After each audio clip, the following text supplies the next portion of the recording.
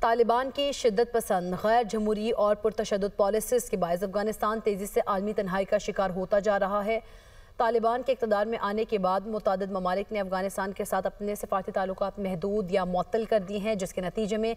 دنیا بھر میں افغان سفارت خانوں کی بندش کا سلسلہ جاری ہے۔ برطانیہ، ترکی اور ناروے کے بعد جاپان نے بھی افغان سفارت خانے بند کرنے کا اعلان کر دیا ہے، جبکہ افغان جریدے کابل ٹائمز کے مطابق 31 جنوری 2026 سے جاپان میں سفارت خانے کے تمام سیاسی اور اقتصادی امور معطل کر دیے جائیں گے۔ ماہرین کا کہنا ہے کہ سفارتی مشنز کی بندش بیرون ملک مقیم افغان شہریوں کے لیے قانونی اور انتظامی مسائل میں اضافے کا سبب بن سکتی ہے۔ اس کے ساتھ ہی طالبان کی آمرانہ سوچ کے باعث کئی ممالک نے افغان شہریوں کے داخلے سے متعلق قوانین بھی سخت کر دیے ہیں، جبکہ روس نے سیکیورٹی خدشات کے پیش نظر افغان مزدوروں کی بھرتی سے بھی انکار کر دیا۔ امریکہ، جرمنی، پاکستان، ایران اور دیگر ممالک سے افغان مہاجرین کی بے دخلی بھی طالبان رجیم کے لیے ایک بڑا چیلنج بنتی جا رہی ہے،